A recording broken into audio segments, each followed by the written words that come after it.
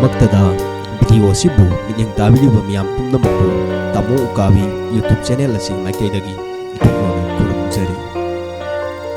ꯅꯧꯅ ꯍꯥꯡꯖꯔꯤꯕ ꯆꯦꯅꯦꯜ ꯑꯁꯤꯕꯨ ꯅꯨꯡꯁꯤꯕꯤꯗꯨꯅ ꯁꯕꯁꯀ꯭ꯔꯥꯏꯕ ꯑꯃꯃꯝꯇ ꯇꯧꯁꯤꯟꯕꯤꯔꯝꯃꯨ, ꯑꯗꯨꯒ ꯑꯅꯧ ꯑꯅꯧꯕ ꯊꯥꯒꯠꯂꯛꯄ ꯚꯤꯗꯤꯑꯣꯁꯤꯡ ꯑꯗꯨꯕꯨ ꯃꯤꯠꯌꯦꯡ ꯇꯥꯕꯤꯅꯕꯒꯤꯗꯃꯛꯇ ꯕꯦꯜ ꯑꯥꯏꯀꯟ ꯅꯝꯕꯤꯔꯝꯃꯨ꯫ ꯇꯤꯚꯤ ꯑꯁꯤꯗ ꯈ꯭ꯋꯥꯏꯗꯒꯤ ꯆꯦꯛꯁꯤꯟꯅ ꯉꯥꯛ ꯁꯦꯜꯂꯤꯕ CEO ꯃꯔꯤ ꯃꯁꯥꯕꯨ ꯉꯥꯛꯊꯣꯛꯆꯅꯕꯒꯤꯗꯃꯛꯇ ꯃꯥꯂꯦꯝꯗ ꯂꯩꯔꯤꯕ ꯑꯉꯝ ꯑꯊꯧ ꯃꯌꯥꯝ ꯑꯁꯤꯅ ꯃꯈꯜ ꯃꯈꯥ ꯀꯌꯥꯒꯤ ꯄꯥꯝꯕꯩ ꯊꯤꯕ ꯂꯦꯞꯅꯗꯦ꯫ ꯋꯥꯁꯔꯨꯝꯗ ꯆꯪꯕꯗ ꯐꯥꯎꯕ ꯕꯣꯗꯤꯒꯥꯔꯗ ꯂꯣꯏꯅꯔꯒ ꯆꯪꯕ ꯑꯉꯝ ꯑꯊꯧꯁꯨ ꯌꯥꯎꯗꯕ ꯅꯠꯇꯦ꯫ ꯃꯁꯤ ꯍꯥꯏꯔꯒ ꯑꯩꯈꯣꯏꯒꯤ ꯂꯩꯕꯥꯛ ꯑꯁꯤꯗ ꯂꯩꯔꯤꯕ ꯃꯔꯥꯜꯅ ꯌꯣꯝꯂꯕ ꯑꯐꯕ ꯑꯃꯠꯇ ꯈꯟꯕ ꯉꯝꯗ꯭ꯔꯕ, ꯃꯤꯌꯥꯝꯒꯤ ꯃꯤꯍꯨꯠ ꯑꯣꯏꯔꯒ ꯃꯤꯌꯥꯝꯒꯤ ꯊꯕꯛ ꯇꯧꯗ꯭ꯔꯕ, ꯃꯁꯥꯒꯤ ꯑꯣꯏꯖꯕ ꯐꯪꯅꯕ ꯍꯣꯠꯅꯕꯗ ꯃꯤ ꯐꯥꯎꯕ ꯍꯥꯠꯄ ꯉꯝꯂꯤꯕ ꯑꯉꯝ ꯑꯊꯧ ꯃꯌꯥꯝ ꯑꯁꯤ ꯃꯥꯂꯪꯒꯅꯤ꯫ ꯑꯗꯨꯕꯨ ꯃꯈꯣꯏ ꯑꯗꯨꯗꯤ ꯅꯠꯇꯦ꯫ ꯕꯤꯜ ꯒꯦꯠꯁ ꯍꯥꯏꯔꯤꯕ ꯃꯤꯁꯛ ꯑꯁꯤ ꯃꯌꯥꯝꯅꯁꯨ ꯍꯦꯟꯅ ꯈꯪꯕꯤꯔꯝꯂꯒꯅꯤ꯫ ꯃꯍꯥꯛ ꯑꯁꯤꯅꯤ ꯗꯣꯂꯤ ꯆꯥꯏꯋꯥꯂꯥꯒꯤ ꯚꯤꯗꯤꯑꯣꯗ ꯌꯥꯎꯈꯤꯕ ꯗꯣꯂꯤ ꯆꯥꯏꯋꯥꯂꯥꯕꯨ ꯃꯥꯂꯦꯝ ꯁꯤꯟꯕ ꯊꯨꯡꯅ ꯐꯥꯎꯍꯟꯈꯤꯕ ꯃꯤꯁꯛ ꯑꯗꯨ꯫ ꯃꯍꯥꯛ ꯑꯁꯤ ꯃꯥꯏꯀ꯭ꯔꯣꯁꯣꯐꯠ ꯍꯥꯏꯔꯤꯕ ꯀꯝꯄꯅꯤ ꯑꯁꯤꯒꯤ ꯐꯥꯎꯟꯗꯔꯅꯤ, ꯑꯗꯨꯒ ꯃꯍꯥꯛꯀꯤ ꯂꯟ-ꯊꯨꯝ ꯑꯁꯤ ꯆꯥꯎꯔꯥꯛꯅ $128.4 ꯕꯤꯂꯤꯌꯟ꯫ ꯃꯍꯥꯛ ꯑꯁꯤ ꯆꯦꯛꯁꯤꯟꯅ ꯉꯥꯛ ꯁꯦꯜꯂꯤꯕ ꯃꯤꯁꯛ ꯑꯃꯅꯤ꯫ ꯃꯍꯥꯛꯄꯨ ꯅꯣꯡꯃꯒꯤ ꯉꯥꯛ ꯁꯦꯜꯂꯤꯕ ꯕꯣꯗꯤꯒꯥꯔꯗꯁꯤꯡ ꯑꯁꯤꯒꯤ ꯃꯊꯛꯇ ꯑꯜꯇ꯭ꯔꯥ ꯀꯅꯦꯛꯇꯦꯗ ꯐꯣꯔꯇ꯭ꯔꯦꯁ ꯑꯃ ꯂꯦꯛ ꯋꯥꯁꯤꯡꯇꯟꯒꯤ ꯃꯄꯥꯟ ꯑꯁꯤꯗ ꯁꯥꯔꯤ꯫ ꯍꯥꯏꯔꯤꯕ ꯃꯐꯝ ꯑꯁꯤꯗ 278 ꯁ꯭ꯀ꯭ꯋꯥꯔ ꯃꯤꯇꯔꯒꯤ control room, infrared camera, motion detector ꯑꯃꯗꯤ ꯄꯣꯈꯥꯏꯕ ꯌꯥꯕ ꯄꯣꯠꯆꯩꯁꯤꯡ ꯈꯪꯗꯣꯛꯅꯕ ꯑꯦꯛꯁ-ꯔꯦ ꯃꯦꯆꯤꯟ ꯌꯥꯎꯕ ꯃꯦꯜ ꯔꯨꯝ ꯑꯃꯁꯨ ꯌꯥꯎꯔꯤ꯫ ꯁꯨꯡꯁꯣꯏ ꯁꯣꯏꯔꯣꯏꯗꯕ ꯃꯑꯣꯡꯗ ꯆꯦꯛꯁꯤꯟꯅ ꯉꯥꯛ ꯁꯦꯜꯂꯤꯕ, ꯃꯃꯥꯡꯗ 1998ꯗ ꯕ꯭ꯔꯨꯁꯦꯜꯗ ꯑꯦꯇꯦꯛ ꯇꯧꯔꯛꯄꯗ ꯃꯥꯒꯤ ꯕꯣꯗꯤꯒꯥꯔꯗꯅ ꯉꯥꯛꯊꯣꯛꯄ ꯉꯝꯈꯤꯗꯕꯒꯤ ꯊꯧꯗꯣꯛ ꯑꯗꯨ ꯑꯃꯨꯛ ꯍꯟꯅ ꯊꯣꯛꯇꯅꯕ ꯍꯥꯏꯗꯨꯅ꯫ ꯑꯅꯤꯁꯨꯕꯗ ꯖꯦꯐ ꯕꯦꯖꯣꯁ ꯍꯥꯏꯔꯤꯕ ꯃꯤꯁꯛ ꯑꯁꯤ ꯄꯩꯁꯥ ꯌꯥꯝꯅ ꯄꯥꯏꯕ, ꯁꯛꯇꯤ ꯌꯥꯝꯅ ꯂꯩꯕ ꯃꯤꯁꯛ ꯑꯃꯅꯤ꯫ ꯃꯍꯥꯛꯀꯤ ꯂꯟ-ꯊꯨꯝ ꯑꯁꯤ ꯆꯥꯎꯔꯥꯛꯅ $200 ꯕꯤꯂꯤꯌꯟ꯫ ꯃꯔꯝ ꯑꯁꯤꯅ ꯃꯍꯥꯛ ꯑꯁꯤ ꯌꯥꯝꯅ ꯆꯦꯛꯁꯤꯟꯅ ꯉꯥꯛ ꯁꯦꯟꯗꯕ ꯌꯥꯗꯦ꯫ ꯑꯗꯨꯒ ꯖꯦꯐ ꯕꯦꯖꯣꯁ ꯉꯥꯛ ꯁꯦꯟꯕꯒꯤ ꯃꯇꯥꯡ ꯑꯁꯤꯗ ꯑꯆꯧꯕ ꯊꯧꯗꯥꯡ ꯂꯧꯔꯤꯕ ꯑꯁꯤꯅ ꯑꯦꯃꯥꯖꯣꯟꯅꯤ꯫ ꯃꯥꯂꯦꯝꯒꯤ ꯃꯤꯌꯥꯝ ꯑꯌꯥꯝꯕ ꯁꯤꯟ ꯊꯨꯡꯅ ꯌꯥꯎꯔꯤꯕ ꯀꯝꯄꯅꯤ ꯑꯁꯤꯅ ꯃꯍꯥꯛꯀꯤ ꯁꯦꯀ꯭ꯌꯨꯔꯤꯇꯤꯒꯤꯗꯃꯛꯇ ꯆꯍꯤ ꯑꯃꯗ $1.6 ꯃꯤꯂꯤꯌꯟ ꯀꯥꯏꯊꯣꯛꯇꯨꯅ ꯃꯥꯂꯦꯝꯒꯤ ꯈ꯭ꯋꯥꯏꯗꯒꯤ ꯄꯩꯁꯥ ꯆꯪꯅ ꯉꯥꯛ ꯁꯦꯜꯂꯤꯕ CEOꯁꯤꯡꯒꯤ ꯃꯔꯛꯇ ꯑꯃ ꯑꯣꯏꯍꯜꯂꯤ꯫ ꯑꯗꯨꯒ ꯑꯦꯄꯜꯒꯤ ꯇꯤꯝ ꯀꯨꯛꯀꯤꯗꯃꯛꯇꯗꯤ ꯑꯦꯄꯜꯅ ꯁꯨꯞꯅꯇꯒꯤ $59,100 ꯈꯛꯇꯃꯛ ꯀꯥꯏꯊꯣꯛꯏ꯫ 2018 ꯈꯛꯇꯗ ꯑꯦꯃꯥꯖꯣꯟꯅ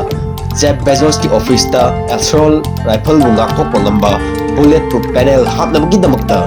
$180,000 ꯀꯥꯏꯊꯣꯛꯈꯤ꯫ ꯃꯍꯥꯛ ꯑꯁꯤ ꯑꯦꯛꯖꯤꯀ꯭ꯌꯨꯇꯤꯚ ꯄ꯭ꯔꯣꯇꯦꯛꯁꯟ ꯑꯣꯐꯤꯁꯔ ꯍꯥꯏꯅ ꯈꯪꯅꯕ ꯕꯣꯗꯤꯒꯥꯔꯗ ꯃꯌꯥꯝ ꯑꯃꯅ ꯅꯨꯃꯤꯠ ꯆꯨꯞꯄ ꯉꯥꯛ ꯁꯦꯜꯂꯤ꯫ US ꯃꯦꯔꯤꯟꯁ, ꯁꯦꯀ꯭ꯔꯦꯠ ꯁꯔꯚꯤꯁ ꯑꯃꯗꯤ ꯁ꯭ꯄꯦꯁꯤꯑꯦꯜ ꯐꯣꯔꯁꯦꯁ ꯃꯌꯥꯝ ꯑꯁꯤꯗꯒꯤ ꯈꯟꯒꯠꯂꯕ ꯕꯣꯗꯤꯒꯥꯔꯗ ꯃꯌꯥꯝ ꯑꯃꯅ ꯃꯥꯒꯤ ꯅꯣꯡꯃꯒꯤ ꯆꯠꯊꯣꯛ ꯆꯠꯁꯤꯟꯗ ꯑꯃꯗꯤ ꯃꯤꯌꯥꯝ ꯃꯔꯛꯇ ꯄꯨꯟꯕꯗ ꯆꯦꯛꯁꯤꯟꯅ ꯉꯥꯛ ꯁꯦꯜꯂꯤ꯫ ꯑꯍꯨꯝꯁꯨꯕꯗ ꯃꯥꯔꯛ ꯖꯀꯔꯕꯔꯒ ꯃꯍꯥꯛ ꯑꯁꯤ ꯈ꯭ꯋꯥꯏꯗꯒꯤ ꯄꯩꯁꯥ ꯆꯪꯅ ꯆꯦꯛꯁꯤꯟꯅ ꯉꯥꯛ ꯁꯦꯜꯂꯤꯕ CEO ꯑꯃꯅꯤ꯫ 24/7 ꯌꯦꯡꯁꯤꯟꯗꯨꯅꯇ ꯂꯩꯔꯤ꯫ ꯃꯍꯥꯛꯀꯤ ꯆꯦꯛꯁꯤꯟꯕꯒꯤ ꯆꯥꯡ ꯑꯁꯤꯗꯤ ꯆꯥꯡꯗꯝꯅꯤꯡꯉꯥꯏ ꯂꯩꯇ꯭ꯔꯦ꯫ ꯑꯩꯈꯣꯏ ꯁ꯭ꯋꯥꯏꯒꯤ ꯁꯦꯟꯖꯥꯎ ꯄꯥꯏꯕꯒꯤ ꯑꯩꯗꯤ MLAꯅꯤ, ꯃꯤꯅꯤꯁꯇꯔꯅꯤ ꯀꯥꯏꯅ ꯃꯨꯛꯆꯔꯤꯕꯁꯤꯡꯁꯤꯅꯒꯗꯤ ꯐꯪꯒꯗꯕ ꯅꯠꯇꯦ꯫ ꯄ꯭ꯔꯁꯤꯗꯦꯟ ꯑꯃꯗ ꯉꯥꯛ ꯁꯦꯜꯂꯤꯕ ꯆꯥꯡ ꯑꯗꯨꯕꯨ ꯐꯥꯎꯕ ꯆꯥꯡꯗꯝꯅꯕ ꯌꯥꯏ꯫ ꯑꯍꯥꯟꯕꯗ ꯃꯍꯥꯛꯀꯤ ꯁꯥꯟ ꯐ꯭ꯔꯥꯟꯁꯤꯁꯀꯣꯗ ꯂꯩꯔꯤꯕ ꯃꯌꯨꯝꯒꯤ ꯑꯀꯣꯏꯕ ꯑꯁꯤ ꯈꯨꯠꯂꯥꯏ ꯄꯥꯏꯕ ꯒꯥꯔꯗ ꯃꯌꯥꯝ ꯑꯃꯅ ꯆꯍꯤ ꯆꯨꯞꯄ ꯆꯦꯛꯁꯤꯟꯅ ꯉꯥꯛ ꯁꯦꯜꯂꯤ꯫ ꯃꯐꯝ ꯑꯁꯤꯗ ꯈꯨꯗꯣꯡꯊꯤꯕ ꯃꯇꯝꯗ ꯂꯣꯠꯅꯅꯕ ꯄꯦꯅꯤꯛ ꯔꯨꯝ ꯑꯃꯁꯨ ꯌꯥꯎꯔꯤ꯫ ꯀꯔꯤꯒꯨꯝꯕ ꯃꯍꯥꯛꯅ ꯔꯦꯁꯇꯨꯔꯦꯟꯠ ꯑꯣꯔ ꯕꯥꯔꯗ ꯆꯠꯄ ꯇꯥꯔꯒꯗꯤ ꯃꯇꯝ ꯑꯗꯨꯒꯤ ꯃꯅꯨꯡ ꯑꯃꯗꯤ ꯃꯄꯥꯟꯗ ꯃꯍꯥꯛꯀꯤ ꯁꯦꯀ꯭ꯌꯨꯔꯤꯇꯤꯁꯤꯡ ꯑꯗꯨꯅ ꯍꯥꯟꯅ ꯆꯪꯗꯨꯅ ꯌꯦꯡꯁꯤꯟꯒꯅꯤ꯫ ꯑꯗꯨꯒ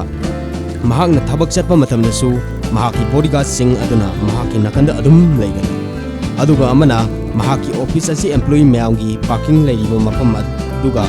ꯍꯦꯟꯅ ꯃꯊꯛꯇ ꯀꯥꯈꯠꯂꯒ ꯊꯝꯃꯤ, ꯀꯔꯤꯒꯨꯝꯕ ꯀꯥꯔ ꯕꯣꯝ ꯄꯣꯈꯥꯏꯔꯛꯂꯕꯁꯨ ꯁꯣꯛꯂꯣꯏꯗꯕꯒꯤ ꯃꯑꯣꯡꯗ꯫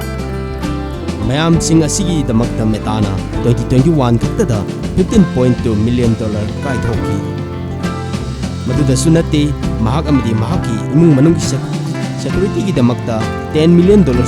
ꯆꯍꯤ ꯈꯨꯗꯤꯡꯒꯤ ꯆꯪꯂꯤ꯫ 2021 ꯈꯛꯇꯗ $26.8 ꯃꯤꯂꯤꯌꯟ ꯆꯪꯈꯤ꯫ ꯃꯔꯤꯁꯨꯕ ꯑꯃꯗꯤ ꯑꯔꯣꯏꯕꯗ ꯁꯨꯟꯗꯔ ꯄꯤꯆꯥꯏ ꯍꯥꯏꯔꯤꯕ ꯃꯤꯁꯛ ꯑꯁꯤꯒꯤ ꯑꯁꯦꯡꯕ ꯃꯃꯤꯡ ꯄꯤꯆꯥꯏ ꯁꯨꯟꯗꯔꯔꯟꯖꯟ ꯀꯧꯏ꯫ ꯃꯍꯥꯛ ꯑꯁꯤ ꯏꯟꯗꯤꯌꯥꯒꯤ ꯃꯗꯨꯔꯥꯏ ꯍꯥꯏꯔꯤꯕ ꯃꯐꯝ ꯑꯁꯤꯗ 1972ꯒꯤ ꯖꯨꯟꯒꯤ ꯇꯥꯡ 10ꯗ ꯄꯣꯛꯈꯤ꯫ ꯃꯍꯥꯛ ꯑꯁꯤ ꯃꯤꯌꯥꯝꯅ ꯅꯨꯡꯇꯤꯒꯤ ꯁꯤꯖꯤꯟꯅꯔꯤꯕ Google hariba company asigi CEO ni mahak asi planet asida khwaidagi cheksinna ngak Selliba misakni adugi maru oiba maramdi 2018 da nupi amana Google na pairiba YouTube ki campus ta sangsilaklaga nongmai kapada employee ahum ama sokalaga masa mathanda matabakta yan kapsin jaduna sijaki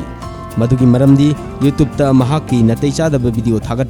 pagini hairi thongdok asidagi Google na YouTube ki campus amadi employee sing asibu Cheksinna ngak selanba hawrki amadi CEO asigi safety gi damakta paisa hen kaithoki 2017 da $680,000 aduga mathangi sahida $1.2 million aduga 2022 da $6 million phawba kaithoki adonna video asibu nungai netra nungai te habadu comment amam tan tambiramu aduga video asibu nungai bi bataragadi like amadi share tawba kawbiganu akataba video